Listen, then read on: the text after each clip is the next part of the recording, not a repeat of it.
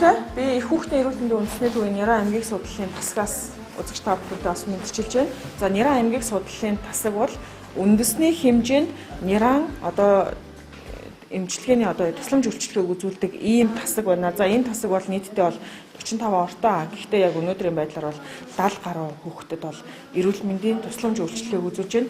Яг одоо үзэгч та бүхэнд бас Няран аймгийн судлалын тасгийн эрхлэгч бас Батцэнгэл болон одоо эдний хамт олон яг ямар үйл ажиллагааг өдөр тутамдаа үргэлжлүүлж хийдэг вэ гэдгийг бас яг боддоор нь хөрөх болно. Ингээд та бүхэн хүлээн авч үзсэн үү?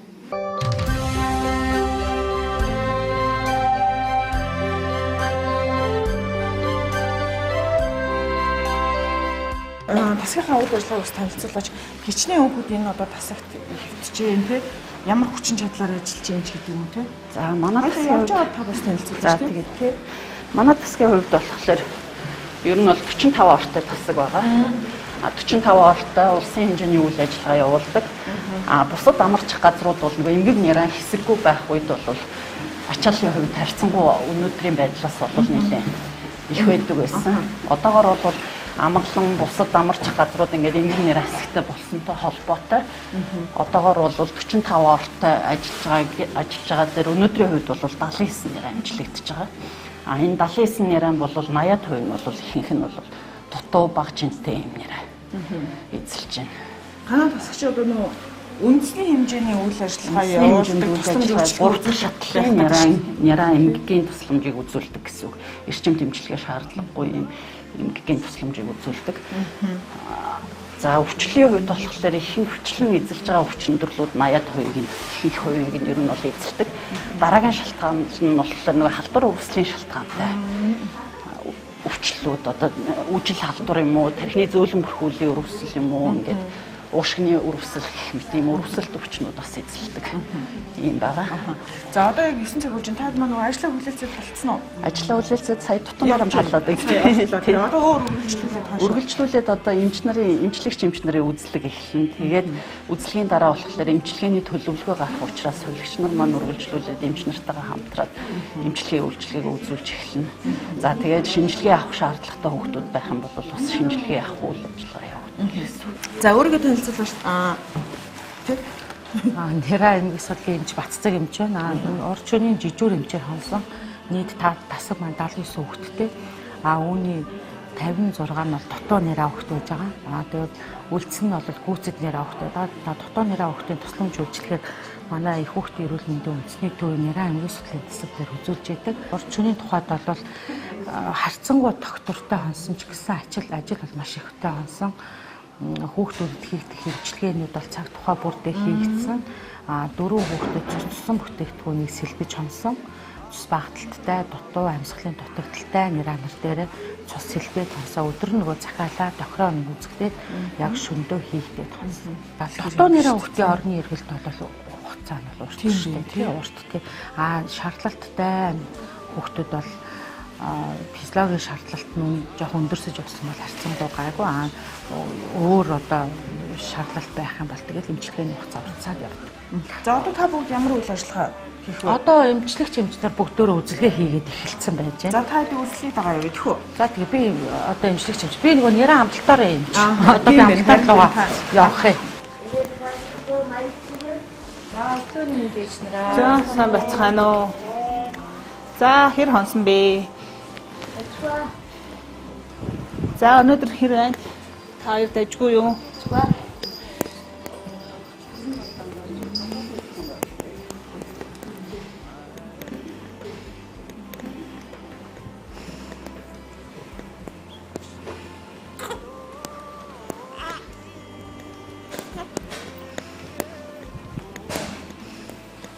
За шөндөө хэр хонсон бэ?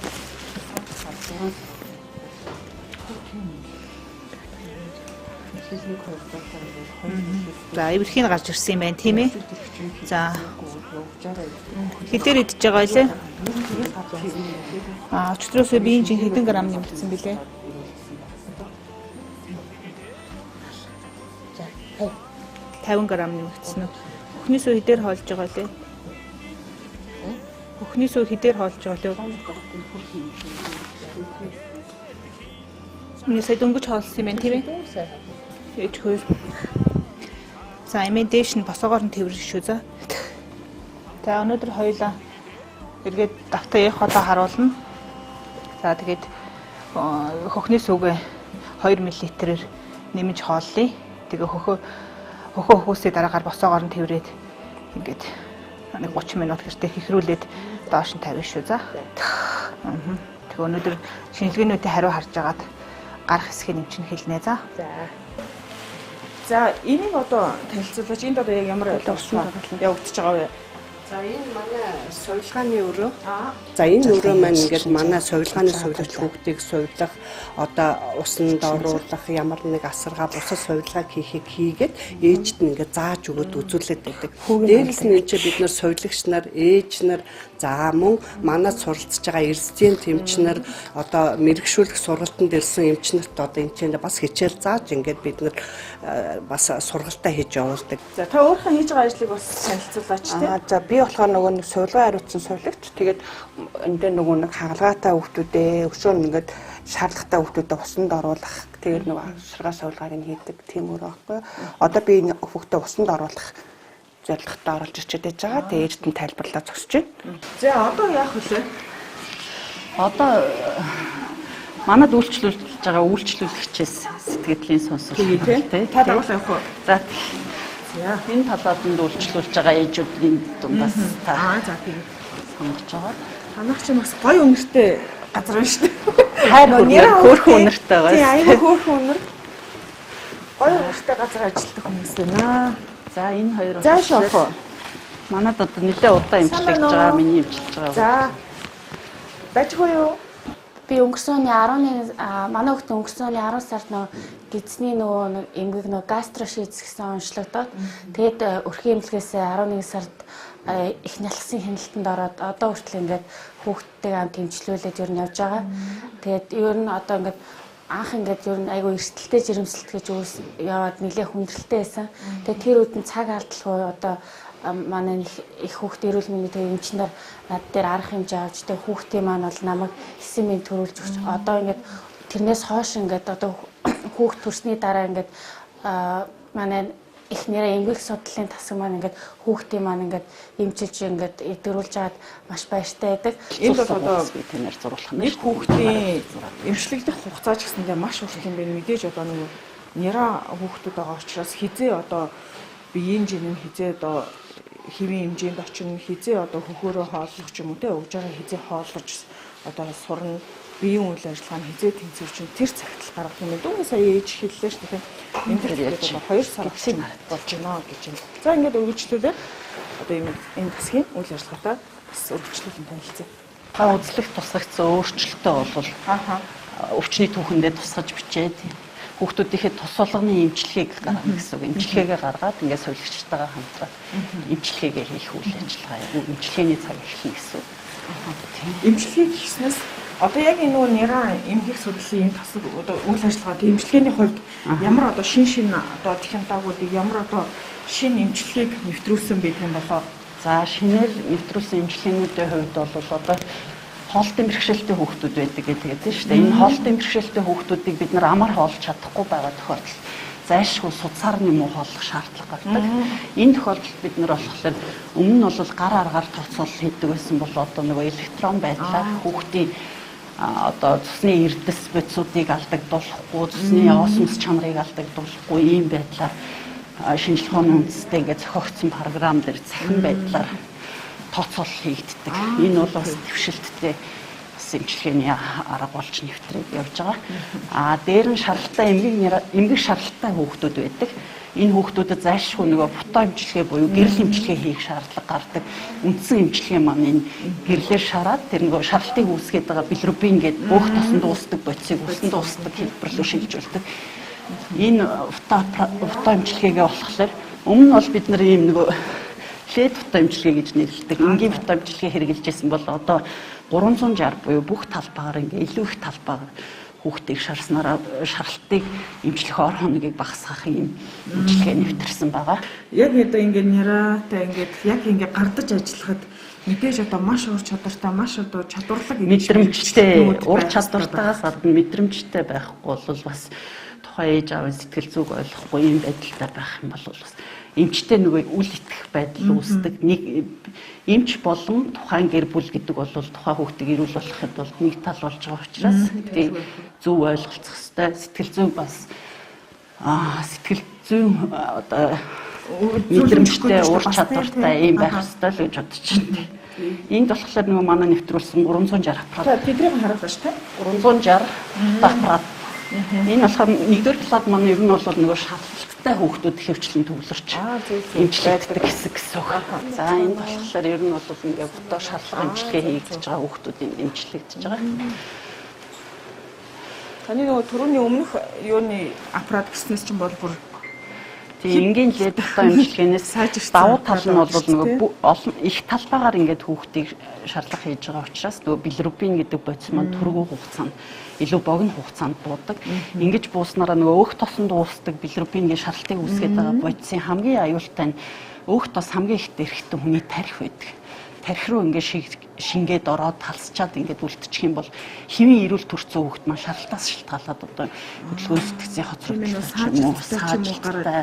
тийм өөрчлөлт өгөхгүй байдаг учраас цагийг олж зөв эмчилгээ хутга эмчилгээгээ эхлүүлэх нь бол айгүй чухал гэсэн үг. Тэгэхээр энэ аппарат маань болохоор манай тасагт одоогоор 3 ширхэг ажиллаж байгаа. Одоо шийдвэл энэ аппарат хэдийн хугацаанд байх вэ? Зөвхөн хооллох үедээ аваад бусад үед нь ингээд шалгаа хийгээд 48-аас 72 цаг хийж хутга эмчилгээний ер нь бол бүрэн үр дүн гарна гэсэн үг. Одоо шийдвэл хэдэн хоногтой хүүхэд байгаа юм? За энд одоо шаарлтаас хэвтсэн хэд 5 энд хин орж байгаа. 6 хоногтой. Шаарлт нь хэд хоногтой ихсэн манай. 4 хоногт одоо эхлээд шаарлт өндөрсөө тэгээд хутга эмчилгээ шаардлагатай болоод хэвтүүлээд одоо хутга эмчилгээгээ хийгээд харьцангуй өөрхөн шаарлт нь бол бууж байгаа л ихээр нөгөө шаарлалт гүнзгийрч байгаа гэрийн нөхцөлд ажиллах гол шинж болохоор бас нөгөө алга уулны шаарлт байдаг. Алга уулны шаарлтыг ээж аваад бас анзаарч явах хэрэгтэй. Энэ болохоор эмнэлэгт хандах шинж дээр бас нөгөө нэг их хүүхдийн эрүүл мэндийн дэвтэр гэдэг дээр бас анхааруулж ирсэн байдаг. Тийм ингээ алга уул шар байвал ингээ шууд харахад бол уул нь ягаан юм шиг харагдана. Тийм болохоор зайлшгүй арсыг ингээд дарж агаад ингэж харах хэрэгтэй. Энэ бол харьцангуй бүдгэрч байгаа. Гэхдээ уулнаас бол арай буурч байгаа л ихээр шаардлагатай.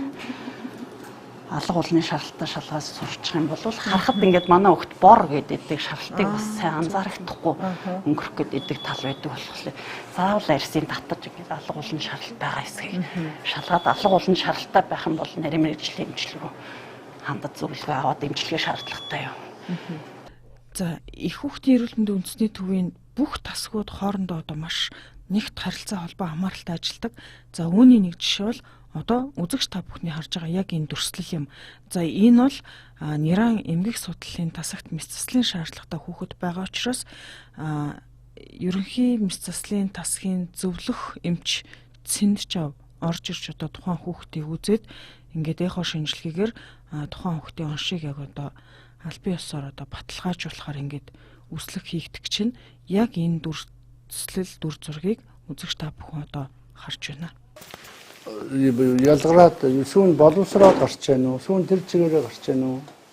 Янз бүр. Эхлээд нөгөө шууд мөөмөө эзний дараа болохоор шууд сүүн гараад байдаг. Тэгээ хэсэг байж байгаа 20-30 минутын дараа. За. Юугийн тайлбар нөхөө дөө. Аягнаас болохоор бороор буулж байгаа. Боророо? Тий. За. Мөнгө сургалаа. За гурлаа одоо ийшээ яваад яхаа таран заяа. Ийм ингээд том ингээд аваад алга болж байгаа ч тийм ээ. Энэ хэдийн орчин үргэлжлэх үү? Уг нь их царайлаг юм биш үү? Чи өөрөө царайлаг юм уу? Аав нь царайлаг юм уу? Анхны нусам хүүхэд нусам буунууд чи янз бүр болно уу? Заяа. Тэгээ 2-3 гараад ирэхлээр гайг болчихдөг юм заяа. Энд ямар нэгэн гарах хэсэгтэр саад байгаа юм нөхөө заяа. Тэрний учрыг л олох гээд байгаа. За та хэд хоногт юм? Одоо 29. 29. Өмнө шаардлагатай манай тасаг бас эмчилгээтэй гарсан. Тэр үед бол гулигддаг янз бүрийн зөвлөл байгаагүй. Тэгээ хизэнээс хойш ирсэн. 20 хоногт орой сонирхолтой юм бол үйлчлэг зөв. эхийн умаагаас гараад ингэж очиж чиглэг шал өөр орчинд байсан хүүхэд ийм хуурай ийм одоо эхийн умаагаас 10 хэдэн градусын зөрүүтэй орчинд төрөөд ирэхээр хүүхэд ингээл дасан зогцох энэ үе гэж явагддаг.